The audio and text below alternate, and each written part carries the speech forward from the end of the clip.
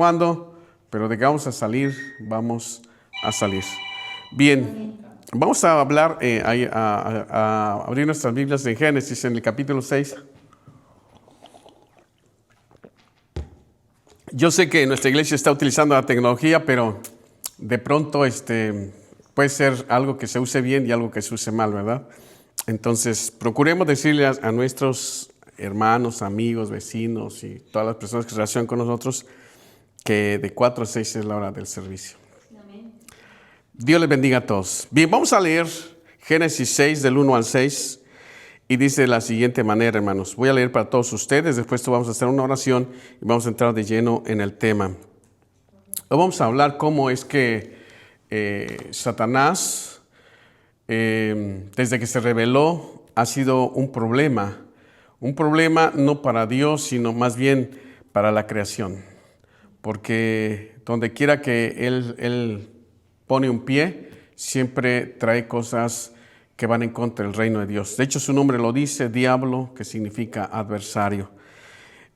¿Quién es el adversario o contra quién se opone? Contra los propósitos de Dios. Y vamos a ver cómo desde el principio la guerra del pecado no comenzó en nuestro planeta, sino que es un problema cósmico que comenzó.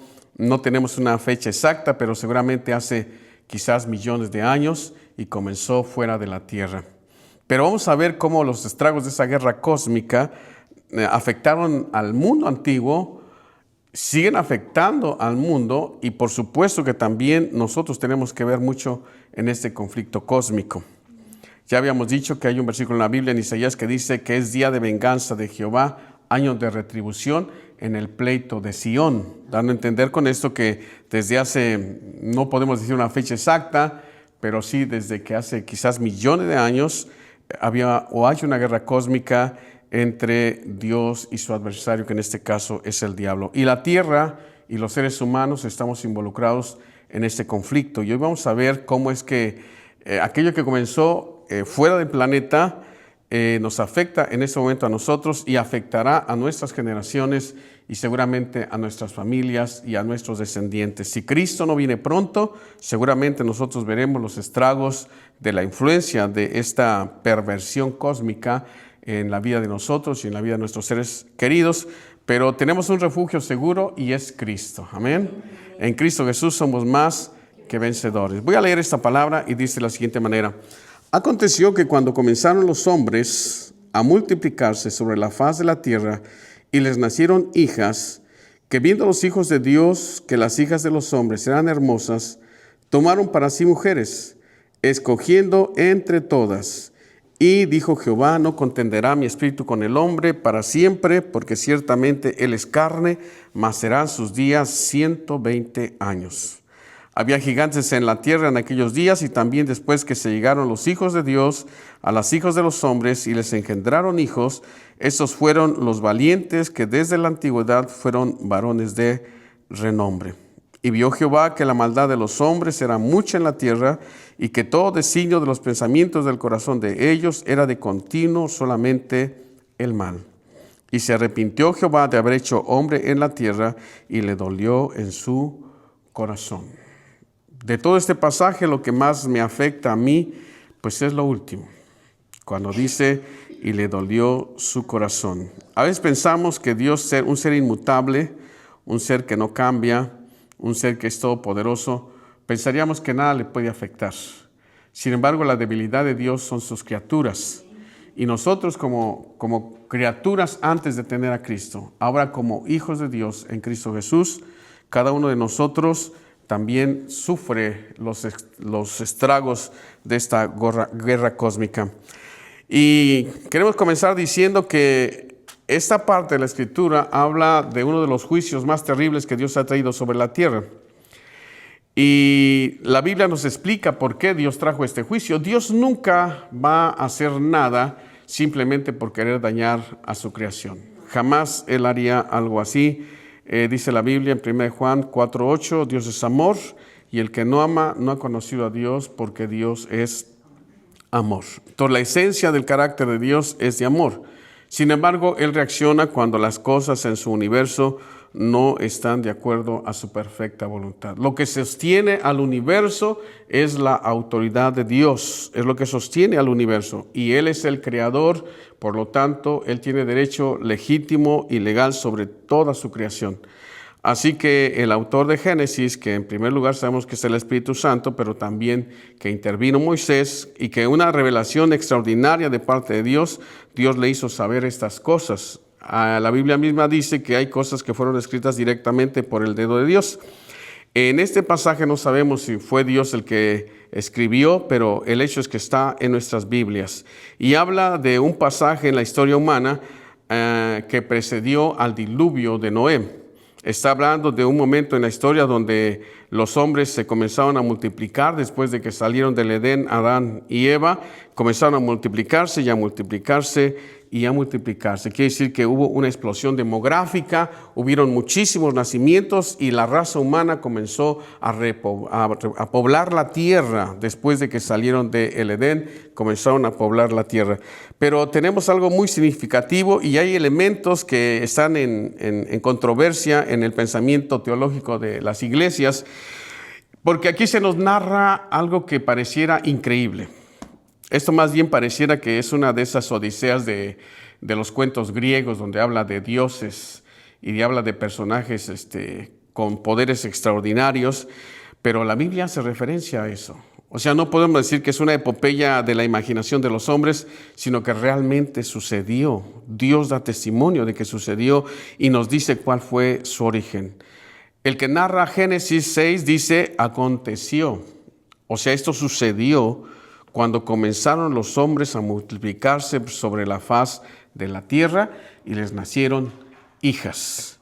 Y aquí dice que viendo los hijos de Dios que las hijas de los hombres eran hermosas, tomaron para sí mujeres escogiendo entre todas. Pareciera normal, ¿no? Solo que habla de dos grupos, como si fueran dos etnias, los hijos de Dios por un lado y las hijas de los hombres por otro lado. Para poder explicar esto, algunos dicen que se trataba precisamente de los hijos de Set, que son los que tenían la línea genealógica de lo bueno, y luego los hijos de, en este caso, de Caín, que son, dice la Biblia en Hebreos, que Caín era del malo. Lo dice del malo y algunos han llegado a pensar que Caín fue engendrado por Satanás, pero no, realmente no, el pasaje no se esforzaría mucho en hacer pensar que Caín fue engendrado por Satanás. No, porque la Biblia dice que se llegó a Adán a su mujer y le engendró un hijo y fue Caín. Sí, hermano. No, es que hay una corriente que dice que cuando se entrevistó a Eva con la serpiente, ahí tuvieron relaciones sexuales. Es lo que dicen. No hay sustento bíblico, ¿eh? Esa podría decir que son corrientes extrabíblicas.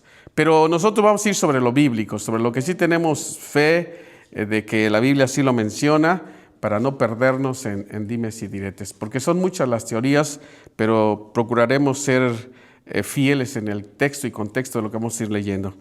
Y dice que viendo los hijos de Dios que las hijas de los hombres eran hermosas, tomaron para sí mujeres, escogiendo entre todas. Y la forma más fácil de explicar esto es que era la línea de Set, el hijo que reemplazó en este caso a Abel y que fue engendrado por Adán y Eva una vez que salieron del huerto, y seguía siendo el mayor Caín. Y entonces ellos explican que los hijos de Dios se refiere a la genealogía de Set, y que los hijos esos eran los hijos de Dios, y las hijas de los hombres eran de la línea de Caín, o sea, de la genealogía de Caín, y que entonces, viendo los hijos de Dios que las hijas de Caín eran hermosas, se llegaron a ellas. Sin embargo, suceden cosas que no son normales. Por ejemplo, sucede que esta mezcla entre los hijos de Dios y las hijas de los hombres tenía consecuencias sobre la genética humana. Por ejemplo, empezaron a ser gigantes.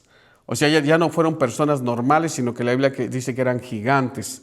Y hay pasajes en el libro de los Reyes y en Primera de las Crónicas, donde dice que no solamente eran gigantes, sino que llegaban a tener hasta 6 dedos. 6 dedos en las manos y 6 dedos en los pies. y que su estatura era muy por encima de cualquier ser humano. De hecho, la Biblia menciona, hay un pasaje, y ahorita lo vamos a ver, donde se nos dice que a estas criaturas se les llamaba Nefilim. Nefilim. Y se refiere precisamente a personajes que eran poderosos, que tenían ciertas destrezas que no eran humanas, sobrepasaban las capacidades humanas. Y entonces no puede ser que era simplemente la genealogía de Set llegándose a las hijas, en este caso de Caín, que fue lo que provocó que hubiera una genética alterada completamente, porque no era así. Dios no creó gigantes, Dios creó seres humanos como tú y como yo, y hasta el día de hoy esos seres seguimos siendo normales. No tenemos 6 dedos, tenemos 5 dedos en cada mano y 5 dedos en cada uno de nuestros pies, pero para aquel entonces aquellos seres eran fuertes, eran poderosos, tenían cualidades sobrenaturales y tenían otra característica: eran completamente malvados, sumamente malvados. Sus pensamientos, una vez que eran grandes estos seres, comenzaban a ser completamente maldosos, completamente sanguinarios. Y cuando Dios miró que hubo una explosión demográfica y que los hombres se comenzaron a multiplicar sobre la faz de la tierra, pero también miró que estos hijos de Dios se seguían llegando a las hijas de los hombres y que la raza que estaba surgiendo era una raza, vamos a decirlo así, híbrida. Porque no eran completamente humanos, eran muy diferentes a los seres humanos en el sentido de las capacidades físicas que tenían y también de su fiereza para hacer la maldad. Así que Dios dijo, eso no es bueno. En el verso 3 dice, y dijo Jehová, no contenderá mi espíritu con el hombre para siempre, porque ciertamente él es carne, mas serán sus días 120 años. O sea, Dios puso sentencia a este mundo, tal como ustedes lo conocen, solamente le quedaban 120 años. No es que Dios estuviese marcando la longevidad de los días que ahora iban a vivir, porque si nosotros entendemos, aquí hay personas que vivieron hasta 960 y tantos años. Matusalén, por ejemplo, que el más longevo, vivió más de 960 años. Entonces, no se refería a que Dios iba a cortar los días de su longevidad, sino más bien que iban a ser 120 años desde que él miró esto hasta que Dios le pusiera fin a esta situación. Entonces, cuando nosotros comenzamos a mirar que eran los hijos de Dios, tenemos primero que analizar quiénes eran estos hijos de Dios. Y al final vamos a ver qué relación tienen ellos con nosotros, conmigo, contigo. Te voy a decir por qué. De entrada quiero que vayas pensando en tu mente, porque Jesús dijo, así como en los días de Noé. O sea, Jesús, para poder decir que llegaba el tiempo, el fin, dijo, lo primero que ustedes van a ver es que va a ser así como en los días de Noé. Y lo que se pone énfasis es en el casamiento. Dice que entonces se casaban y se daban en casamiento, hasta que Noé entró en el arca y entonces vino el diluvio y se los llevó a todos. O sea, quiere decir que los días de Noé, que precedieron al juicio de Dios, van a ser exactamente las mismas cosas que sucedieron en ese momento, van a suceder en los días que precederán al rapto de la iglesia.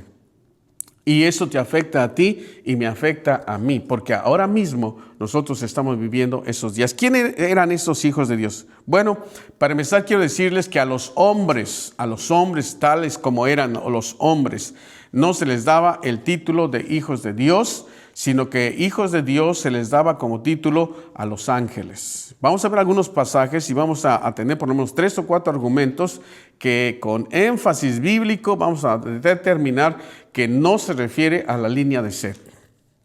Así que vamos a ir en nuestras Biblias, Job capítulo 1, verso 6. Le voy a pedir a Ángel que lea Job 1:6, a Jorge que lea Job 2:1 y a nuestra hermana Celia que lea Job 38:7. Y vamos a ver en ese tiempo a quién se les llamaba hijos de Dios. Así que comenzamos con Job 1:6. ¿Qué dice? Un día vinieron a presentarse delante de Jehová los hijos de Dios, entre los cuales vino también Satanás. Escuche eso. Un día vinieron a presentarse delante de Jehová los hijos de Dios, entre los cuales vino también ¿quién? Satanás. Ahora, ¿Satanás era un hombre? No. Satanás era un espíritu. Era un ángel en la categoría de querubín, protector. Así que a los hijos de Dios se les decía a los ángeles, en cualquiera de sus categorías, ángeles, serafines, querubines, arcángeles, cualquier categoría de ángel, de espíritu mensajero o de un espíritu creado por Dios se le llamaba hijo de Dios. No se les decía hijos de Dios a los hombres. Otro pasaje que se encuentra precisamente en Job 2.1, y ahí vuelve a decir otra vez, Jorge. 2:1. Y aconteció que otro día vinieron los hijos de Dios para presentarse delante de Jehová, y Satanás vino también de entre ellos presentándose delante de Jehová. Escuche, otra vez vinieron los hijos de Dios y se presentaron delante de Jehová. Nunca el hombre se ha presentado como tal delante de Dios, porque dice la Biblia, no hay hombre que me vea y viva. Entonces, contundentemente no es eso. Y por último, el otro versículo que se encuentra en Job 38:7 y que nos hace saber que a los hijos de Dios se les podía decir las estrellas de Dios o los hijos de Dios. Job 38:7. Cuando alababan todas las estrellas del alba y se regocijaban todos los hijos de Dios. Cuando dice todas las estrellas del alba se refiere a los ángeles. Cuando alababan todas las estrellas del cielo y se regocijaban todos los hijos de Dios. O sea, en ese tiempo el hombre todavía no existía y Dios a los espíritus ministradores les llamaba hijos de Dios. Entonces, a los hombres, ¿cómo se les llamaba? A Noé, por ejemplo, se le llamaba varón perfecto. O sea, tenía relación con Dios, pero no se le podía decir ni siquiera a Noé hijo de Dios. Y les voy a decir por qué. Porque el título de hijos de Dios solamente comienza cuando Jesús muere en la cruz del Calvario y a todos los que le reciben, dice, les dio potestad de ser llamados hijos de Dios. Entonces a los hombres no se les decía como tales hijos de Dios, sino hasta que Jesús muere en la cruz del Calvario, y a cualquiera que le recibe, dice en Juan 1:11, a los suyos vino, pero los suyos no le recibieron. Mas a todos los que le recibieron y a los que creen en su nombre les dio potestad de ser hechos, ¿qué? Hijos de Dios. Es la primera vez que a los hombres, bueno, desde ese punto de vista de adopción, se les dice hijos de Dios. En 1 Juan capítulo 3, verso 1, ¿alguien quiere leerlo, por favor? Voy a pedirle a nuestra hermana Lisbeth que lea 1 Juan 3:1. Mirad cuál amor nos ha dado el Padre, dice así, para que seamos llamados hijos de Dios. Quiero que lo lea Lisbeth, así dice el pasaje, pero quiero que ella lo lea. 1 Juan 3:1. ¿Qué dice ahí?